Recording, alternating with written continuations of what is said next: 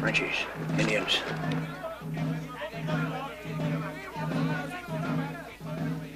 Take cover, they're on it! Take cover! Take cover, they're on it! Tirez! Take cover! Take cover!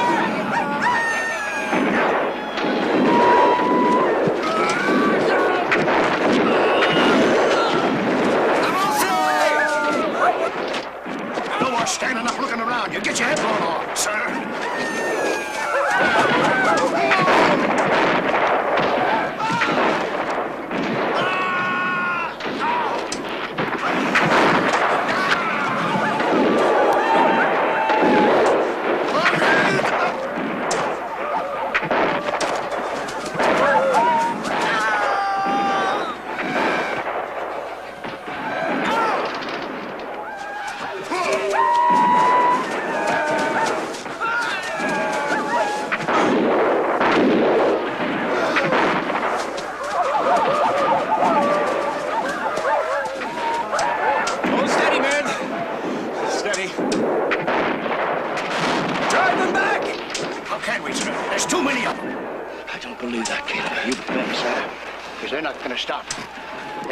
Right now, before sundown, before the spirits come out of the graves.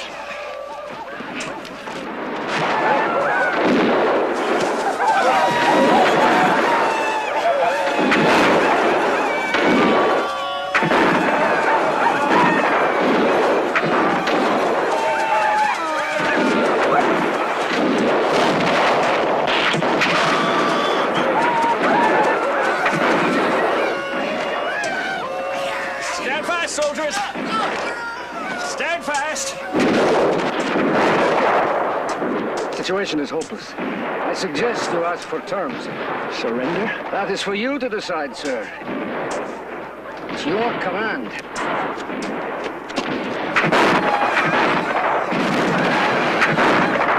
Soldier, get down!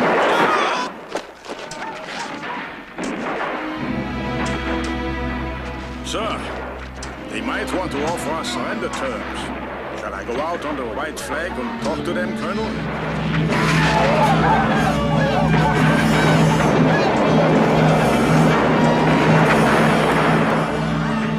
Colonel! Colonel! Yes. Talk to them, Mr. Von Braun. They're accusing you of actually assassinating Jumonville, and in signing the surrender, you agreed with them. The terms of the surrender are generous, Governor. The French protected us from the Indians. And we gave up the fort with full military honors. Didn't you understand the damn preamble? Obviously, you and Captain Mackay signed without reading it. Von Braun had to translate, sir. We did insist on certain changes. 100 of my men were either dead or wounded. One word from the French commander and the Indians would have fallen on us. I had to decide. Colonel, the French have tricked you into signing a confession of murder, which means that you alone, Colonel Washington, have given them the legal right to break the peace and declare war on us. My conscience is clear, sir, in dealing with you and on the field of battle. You're quite sure of that? You weren't there, Governor. How can you know what it was like? Your insolence, sir, I will not stand for it. And I will not stand for being treated as an incompetent provincial. Don't raise your voice to me, young man. I did what I thought had to be done. No man can do more. Mr. Washington, I am reorganizing our military forces. There will no longer be a single regiment, but 10 independent companies. You can have one of them if you so choose, with a demotion of rank from colonel to captain. You, sir, have helped the French tie a string of firecrackers to the tail of the British Lion, which will stir a commotion in the Houses of Parliament and Versailles for many years to come. Good day to you, sir.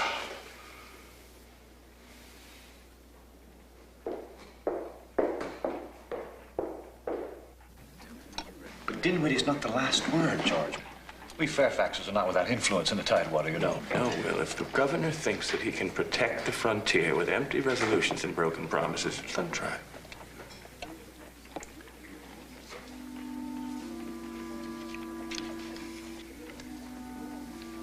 No, Will. words can describe the feelings, Will. What it's like to lead men against an overwhelming enemy. To see them slaughtered before your very eyes. All my life, I'd heard of the thrill of battle, the glory. And when I first heard the bullets whistle, I thought there was something charming in the sound. But in the end, it's nothing but blood. Wounded crying out.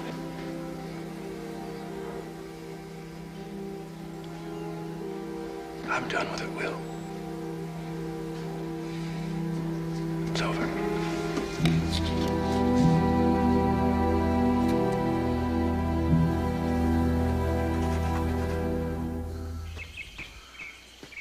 Good day, Mr. Fairfax.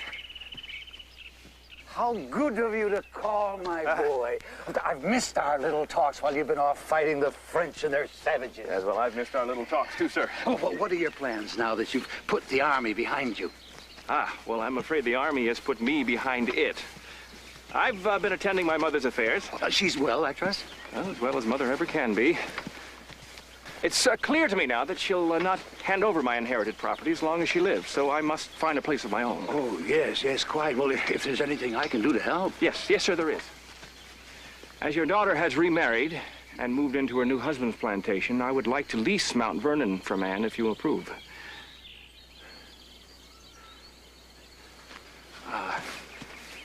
Property is all anyone can be certain of, sir. The rest is wind in the trees. Well put, young man. And I certainly can understand your hunger for land, hunger that I had when I was your age. But does this talk of Mount Vernon mean that you've given up your dream of serving in His Majesty's regular forces? Yes, well, my military career is over. I'm a farmer now, and glad to be. You're quite certain of that? Never more so. Then the house is yours, George. And what comes with it? In exchange for 15,000 pounds of tobacco to be paid to Anne each year. Agreed? It's agreed, sir. And if the good lords see fit to take Anne first, then you shall have clear title. Thank you, sir. It's what your dear brother wanted. Come.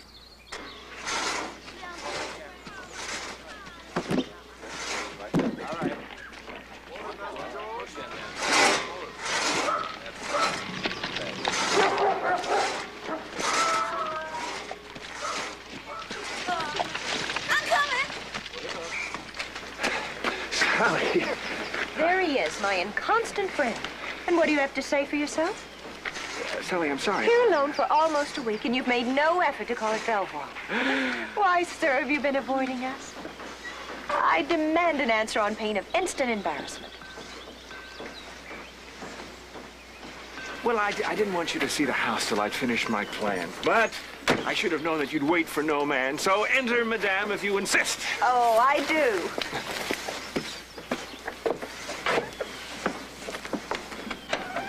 Oh, dear, poor George, living all by yourself. No furniture, all this emptiness. How can you stand it? I have to have beautiful things to surround me. Well, there's so much to do, and it takes so long when you don't know that much about architecture. I had the help of this English builder's manual, and I've developed a good eye. Oh, that sounds immodest, doesn't it? Terribly. Lead on, sir. If you can't give me a tour of what is, then you must show me what will be.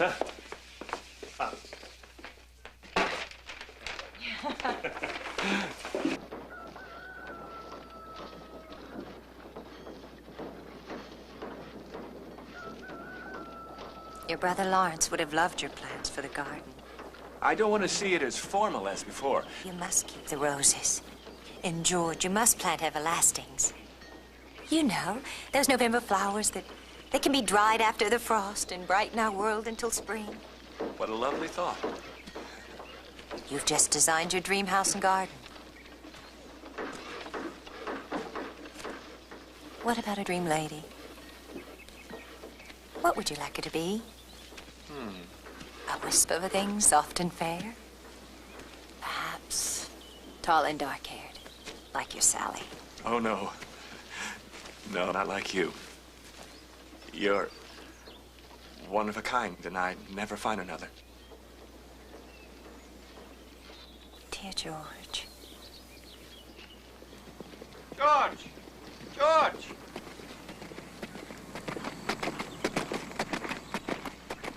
Will!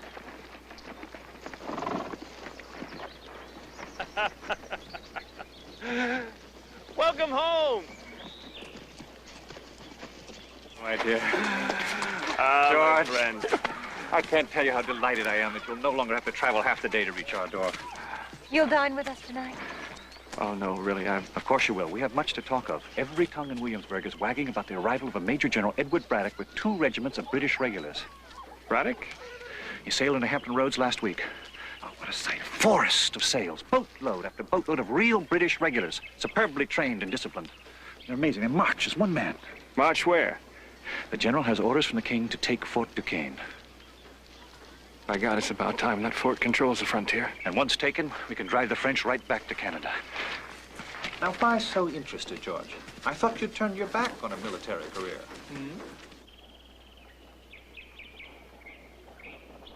I want you with me, since you've already tangled with the French in the wilderness.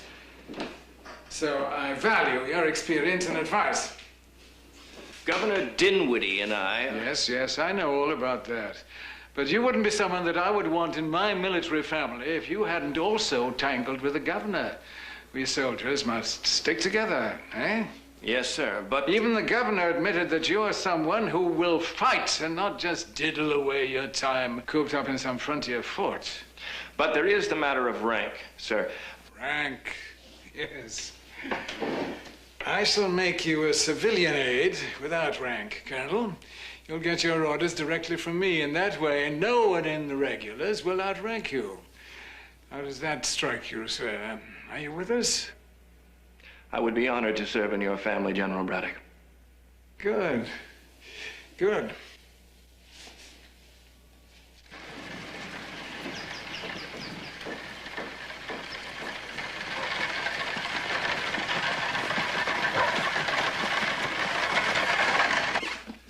And the last field must be seated by the end of the month.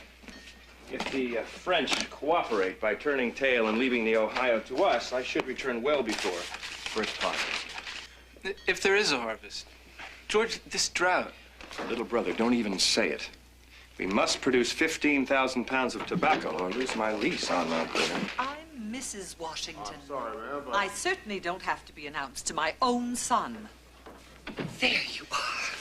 Just like your brother, running after Mount Vernon at every opportunity. Mother, Jack... And you, enticing him to take care of your property while mine lies parched in the hellish sun. But I needed Jack to finish the planting and to look after the house. Cows so dry we must squeeze them like bagpipes for a pitcher of milk. And all you can do is steal away my John Augustine and hitch him to your plow. George can teach me agriculture. How? When he's hundreds of miles away in some godforsaken wilderness. And who knows if you'll ever come back, except in a box that we must put in the ground. Mama, that's a terrible thing to say. Well, it's true.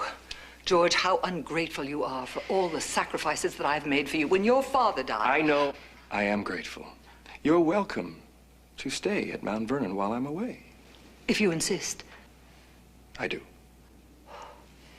Well, I'll lose the light if I don't leave now. Goodbye, Mama.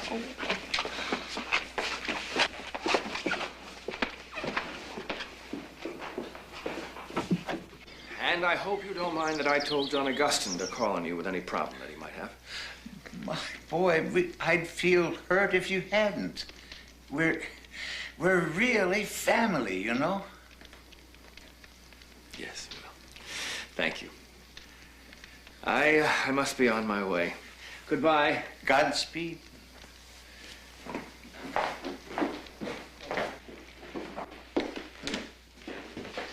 Doesn't look well. Take good care of him, Will. And say goodbye to Sally for me. Yes, I don't know why she suddenly went running upstairs. If you could wait but a moment. No, I can't. I must go. We both hate to see you leave. Yes, well. Thank you for all that you've been to me. George William. And you to me. To all of us. Godspeed. Yes.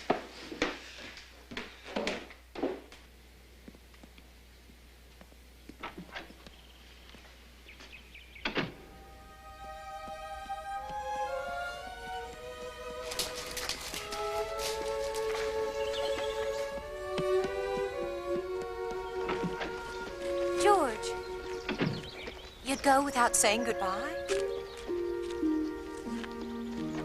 Somehow I knew and couldn't bear to be there when you told the others. I heard everything from the top of the stairs. Why, George? My heart is not in agriculture. I realize that now.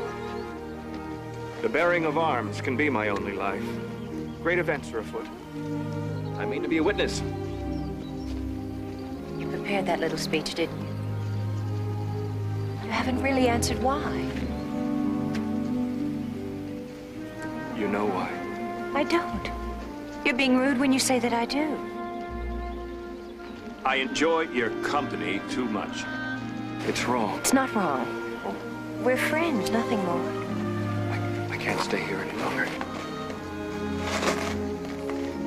George. My father gave it to me. Now I give it to you. I can't take it. It will bring you good fortune, I know it will. Please keep it. Do that much for your dear friend.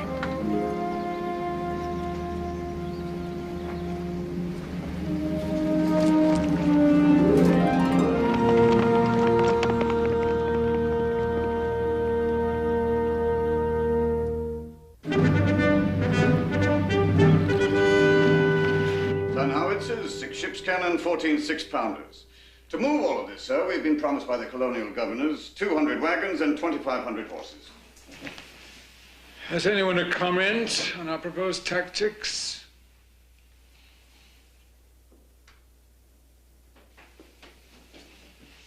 Colonel Washington. You're top-heavy in ordnance, sir. Transferring such heavy loads over 300 rugged miles across rivers and mountains could prove to be more difficult than any of us could imagine. We thrive on difficulties, don't we, gentlemen? We certainly do, sir. Yes, sir, I'm sure you do. But to achieve victory here, you may have to alter your tactics. And what, pray, must we do, Colonel? Well, sir, you and your officers are new to this country.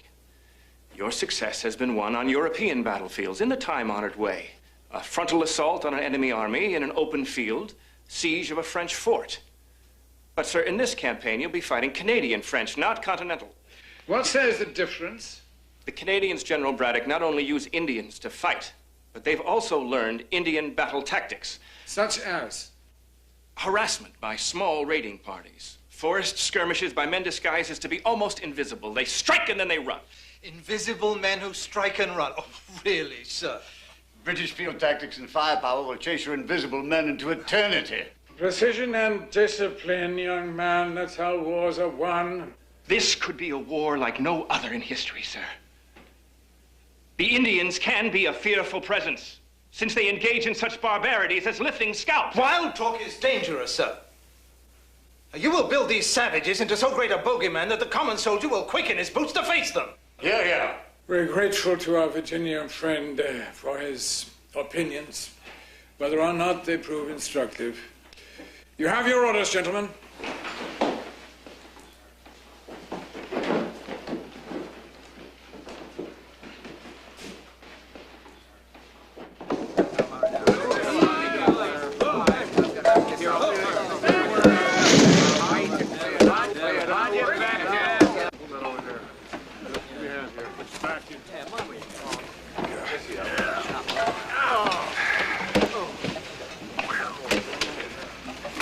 Maybe some down here.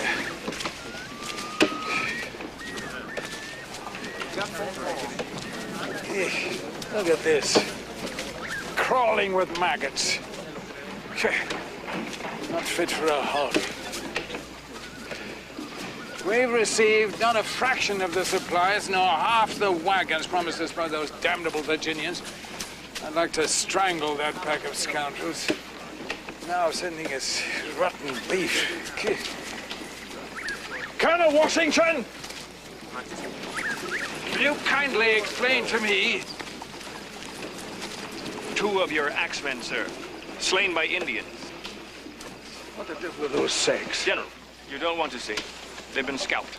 Then why the bloody hell did you bring them here as if I haven't seen enough horror for one day? But your orders were to... Blast my orders! You provincials either totally neglect to obey my orders or you obey them when I don't want them obeyed.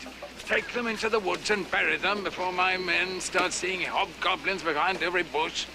Yes, sir.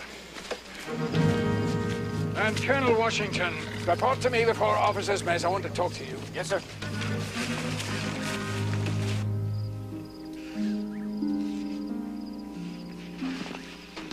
Oh, sir, I'm sorry to invade your privacy. The sentry said...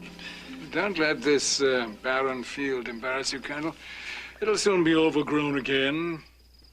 I wasn't angry at you today, Colonel, but at your Virginia politicians whose promises, I admit you warned me, might prove as elusive as your bloody French savages. Damn them all. British soldiers ambushed and scalped. British horses stolen, promises broken. And so I turned to my Seneca. And as always, find comfort. Fire is the test of gold, adversity of strong men. Ever since we left Fort Cumberland, this army has moved like tar in December. At the rate we push our road every day, we shan't reach Fort Duquesne before our bones be bleached by your damnable Virginia sun. Yes, sir. Is that all you have to say? Yes, sir. Speak your mind. I'd divide my army, sir. Divide an army. The French know where we are. We're being watched every mile by their Indians. I'd leave the bulk of my supplies, wagons, horses, artillery behind to protect the road, while a smaller unit of chosen men moves ahead to surprise the enemy. Or be attacked itself. Dangerous policy, Colonel. But we shall see. All right, let's have a look at it. When this campaign is over and we've driven the French back to Canada, I propose to find a place for you in His Majesty's service which is agreeable to your wishes. Thank you, sir. And there's something I'd like you to do now. I want you to ride post-haste to the governor's palace and bring back 4,000 pounds sterling for our paymaster. Yes, sir. Divide the army, eh? Huh.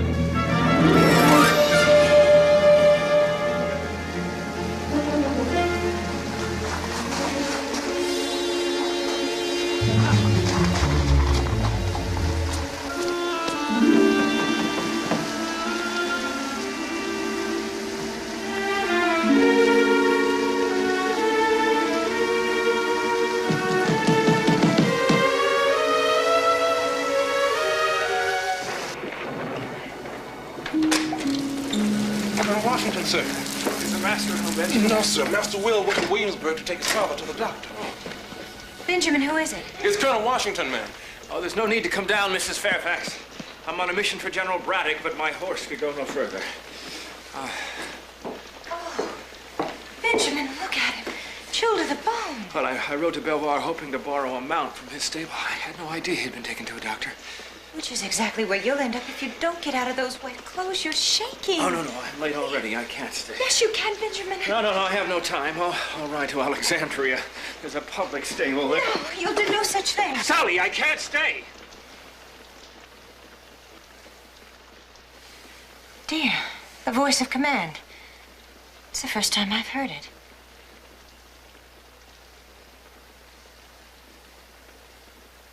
You shall have Duke, our sturdiest horse. Benjamin, get me a cloak, please.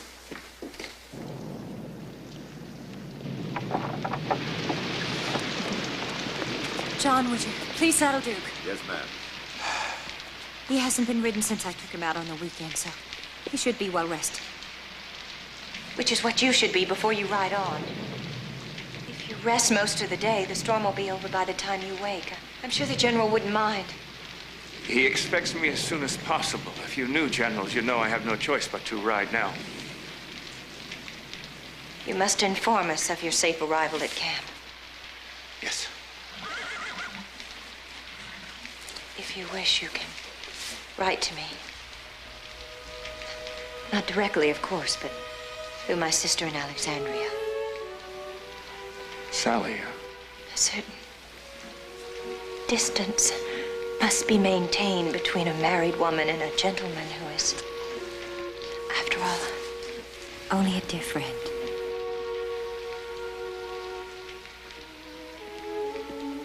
Would you like for me to bring it out, Colonel? No, thank you. Thank you, John. I'll take him out myself.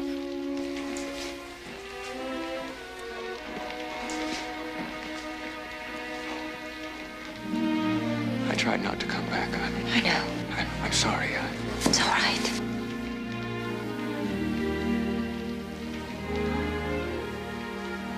You're cold. You'll catch a chill. I have a fire to warm me. You have nothing.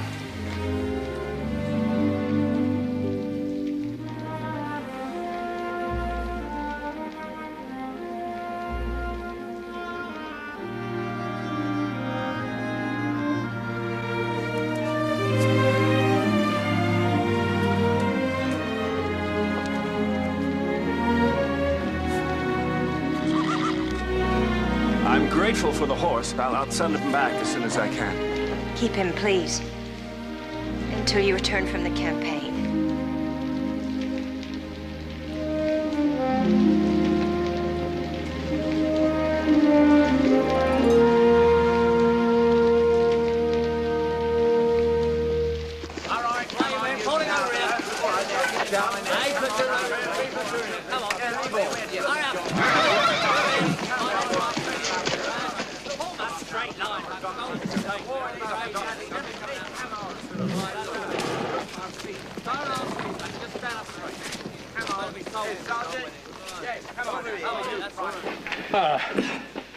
I began to fear the savages had removed your top knot. The rains washed out the bridges. I got back as soon as I could. Payday may be just what the men need to lift their spirits. Are you ill? A touch of the fever, sir. Banging headaches, agony in the belly, that sort of thing? Yes, sir. Then you've earned a rest. You'll use my bed. General, Rest and a nip of herb tea, the only cure. Express rider just brought this, sir. Thank you. Captain. See that the paymaster gets these. Off with those damn clothes. I can rest in a wagon on the march, sir. And have your bones rattled like dice? But you need your bed, sir. Colonel, you're under orders. Sergeant, this tent and this bed are not to be moved until this young man is up and about. I'll sleep in the auxiliary tent at the next encampment. I see that you've tracked down my friend Caleb Quinn. With his help, you'll be able to reach Fort Duquesne in not much more than a week. I must be with you when you meet the French, sir. Let me go with you now. You can hardly stand. Sergeant, help him off with his clothes. Now, if you do what you're told now, I promise that you'll be brought to the front in a litter, if necessary. You'll have your revenge.